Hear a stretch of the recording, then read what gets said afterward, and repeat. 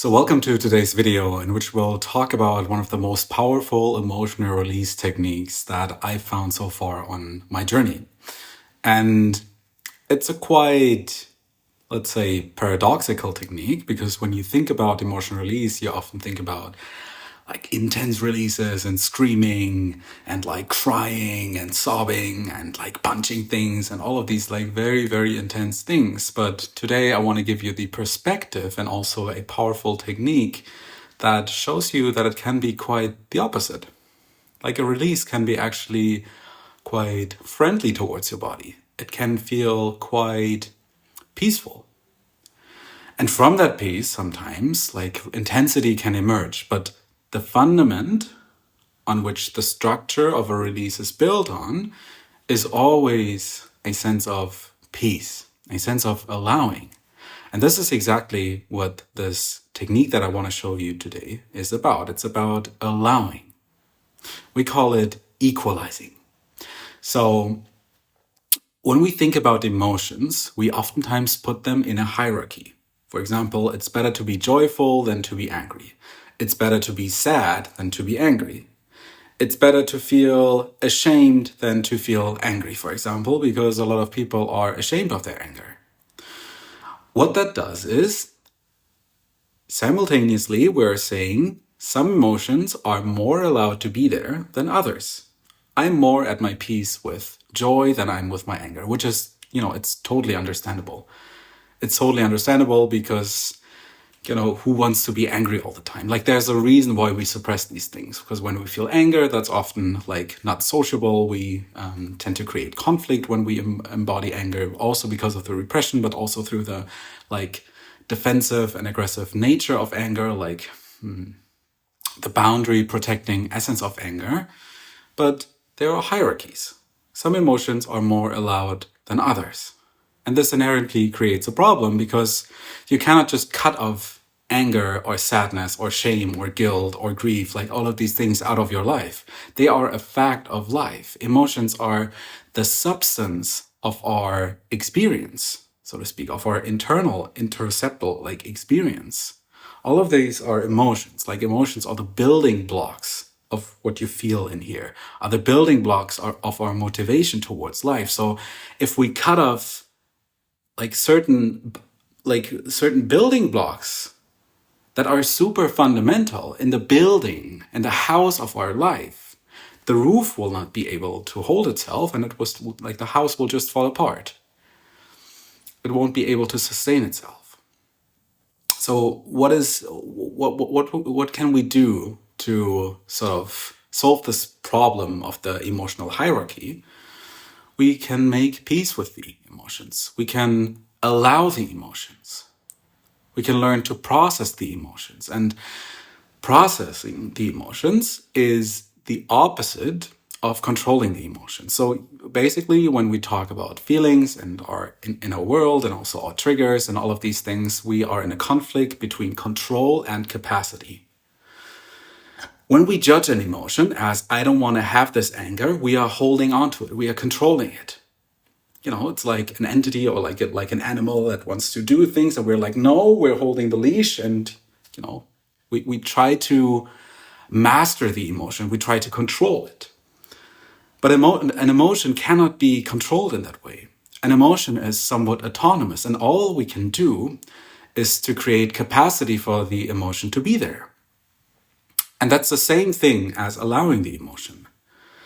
So when an emotion comes up, especially one of the emotions that we judge as bad, which are usually anger, sadness, grief, like all of these things, depending on which culture you live in, it can also be that joy is repressed, for example. We create resistance towards that emotion. We're fundamentally saying, like, subconsciously, this emotion is not allowed to be there. This is a character trait of mine that is like better suppressed, better stored in the basement. So we create resistance towards the emotion. When we create resistance, we thin the capacity to be with that emotion. You've probably heard of the window of tolerance, where there's like an emotion that is flowing. Sometimes it's breaking out, for example, in anger. And if our window of tolerance is like very thin, that means the anger will not be able to be held in our system, and our nervous system will get dysregulated. So if we broaden our window of tolerance, what we can tolerate, our capacity to be with an emotion, that emotion can spike up, but it will be within the realms of our capacity to be with it. I hope this makes sense. So we're not trying to, if you take this like as a wave, it's coming up. We're not trying to cut off the wave and try to like suppress, keep the wave down at all costs, like at all costs.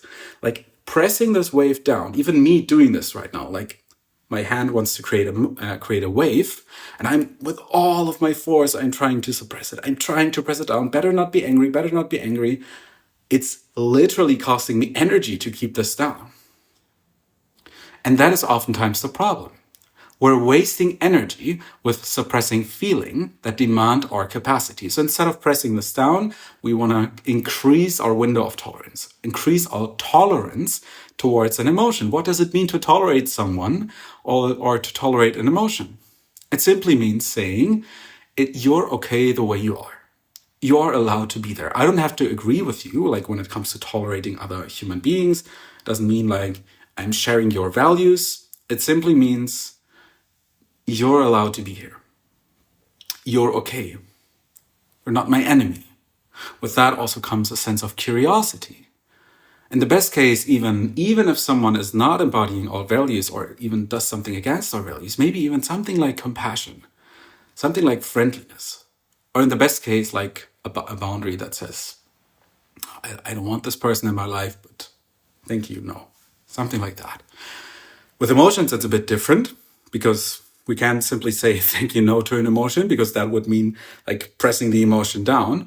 But the essence, like that stands towards the emotion, the way we relate to that emotion is quite similar. It's like opening that door for the door of the emotion to come into the room of our experience. And what we're doing when we suppress the emotions is we're closing the door. We're closing the somatic gateway for us to experience the emotion. So what is equalizing? Equalizing, the technique that I'm going to show you today, is a way for you to be in touch with the emotion and to allow the emotion and to make your capacity to be with that emotion a bit more big, a bit bigger. So this will be like a practical exercise. It won't be like a full-on meditation. I'm not going to play music here because this is fundamentally not something that you can do like only once a day. Like if it resonates with you to make a practice around this, do it. But this is more like something you can take within your daily life.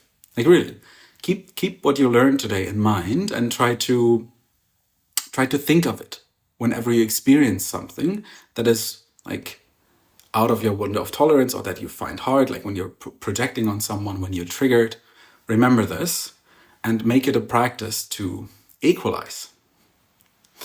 So the best way that I can explain this is actually to package it in a little exercise and like in a guided, in a sort of guided exercise, not a meditation, as I said. So close your eyes and sense into your body.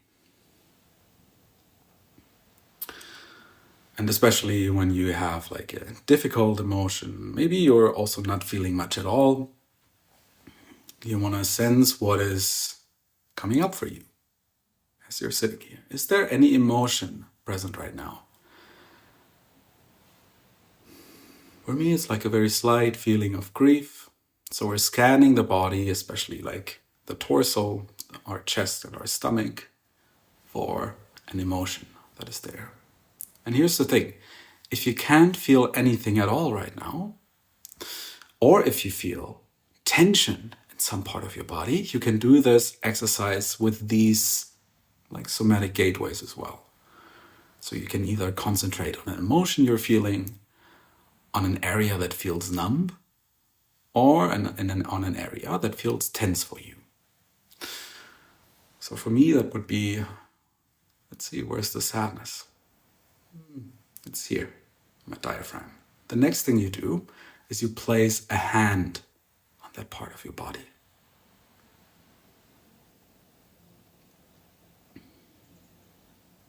And you see what that does to you.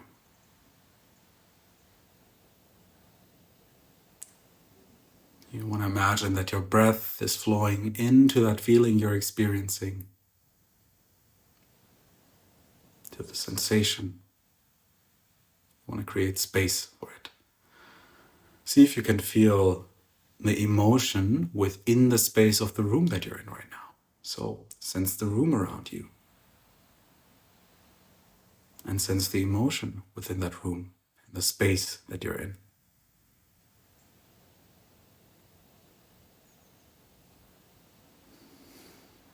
And the next thing you're going to do is you're going to name the emotion. For me, that would be, I feel sadness.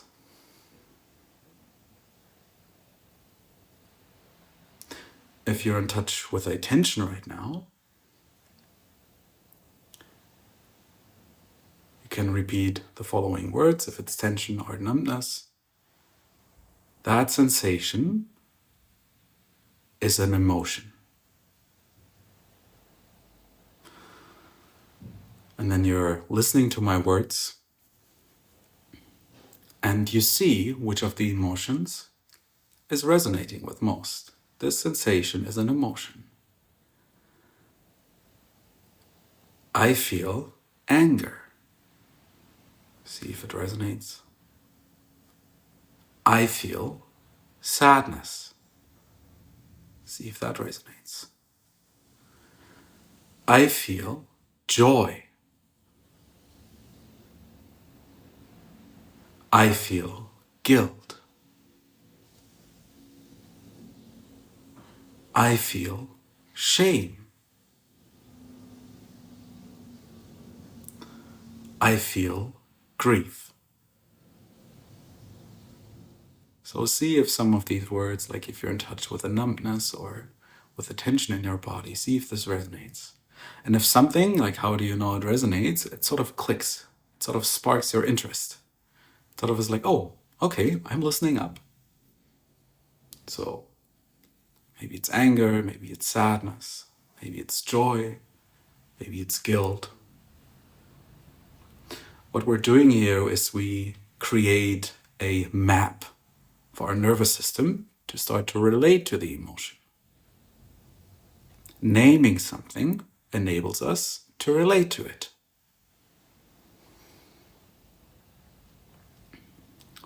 So the next thing you do is you ask yourself, can I allow this emotion to be here?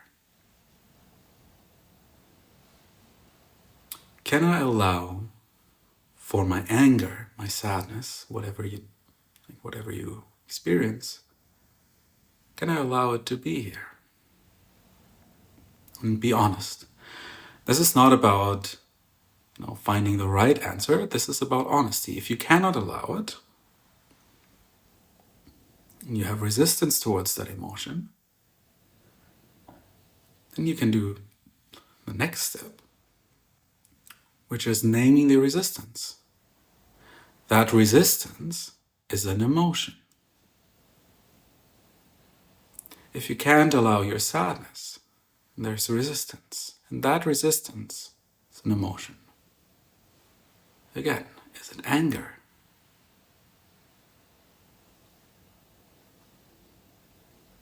Is it grief? Is it shame? Is it fear? Is that resistance guilt?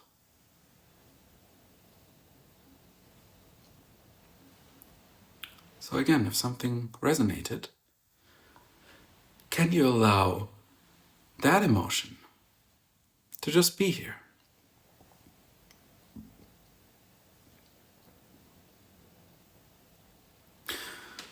Can you allow that guilt, that shame, whatever came up as a resistance to be here? If no resistance came up, you simply stay with the emotion and you keep repeating the question, can I allow this? And This is sort of a somatic rhetorical question because we're not looking for an answer in our head. We want to let our body answer. What is changing? You ask the question. If you somatically inquire, what is changing?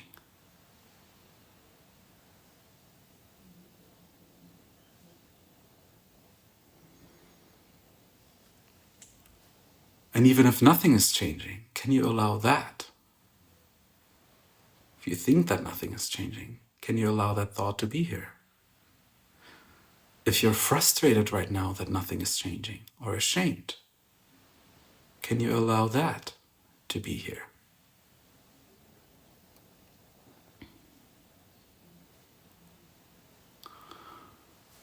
So this equalizing exercise is all about naming the emotion, finding the primal emotion behind that tension, behind that numbness that we experience. Or like if we feel something that is already like flaring up, that is coming up, that we can't quite put our finger on, then we can simply use this exercise to name the emotion and get a bit more clarity. It's like the clouds like pass and the light of consciousness can come in and shine on whatever emotion is there. Words really help. Words increase the resolution. Words make it possible for us to relate towards something and, at the same time, like using too many words, getting too much like into concepts and getting stuck in that can also cut off parts of our experience because words are sort of compartmentalizing our experience. But what they do is they create relationship. If I'm pointing at the camera right now and I tell someone else this is a camera, the person will know what I talk about. So we are on the same map, so to speak. And the same thing is true for emotions. So we create relationship, we create relatability. And through that, we want to explore the nature of that relationship. Is there tension in the relational field between me and the feeling? Is it easy for me to be with that? Like, yeah, could stay like that forever, honestly. Like, it's okay. I'm at peace with myself. Or am I ashamed of that emotion? I'm like, I can't, like, I feel bad about feeling angry. I feel so bad. Fuck, that really sucks. And then maybe when you're like in this, fuck, that really sucks. Then you're angry towards the anger. You're frustrated that you're angry all the time. So what we're doing is we're piercing through the various layers of resistance until we get to the core, until we get to the witness, until we get to the one that is not resisting. And this can like take several rounds of like resistance that we allow. But in the end, it's always about establishing something like peacefulness, something like that. Whatever lies on the opposite of resistance. And this is the thing, peacefulness doesn't equal being calm. It can equal that, but if you've suppressed your anger chronically for a long time, it can mean that allowing the anger and letting the energy flow is resulting in an outburst, like in catharsis. Maybe it's super important for you to allow that anger and to establish a boundary. Assert yourself. Aggressively move towards a goal that you have, for example. And that is not necessarily peaceful. It is peaceful, but what I'm talking about, it's not calm in that sense. What's peaceful is the relational field you have towards that feeling. And that relational field is usually ruptured. It's usually cut. Like there's some sort of shakiness. There's some sort of blurriness.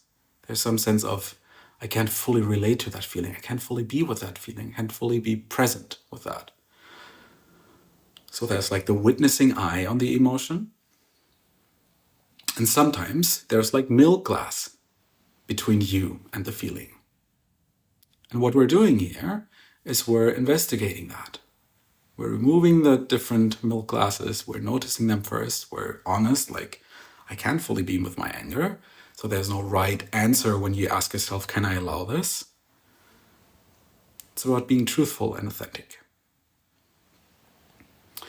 So I hope you enjoyed this video. I advise you to take this practice into your daily life. Make this a meditation if you want, but most of all, really try and sense into what this does when you more and more allow your internal experience to be the way it is and to sense the relational field that you have towards yourself. And even if that field is riddled with resistance, sense the relational field you have towards your resistance. And in my experience, this leads to more inner peace and to a more enjoyable and present experience. And that's ultimately what I want for you, what I would wish for you. So if you enjoyed this video, subscribe to my channel, like the video, and leave a comment if you want, if something resonated with you, and I'll see you in the next one. Bye bye.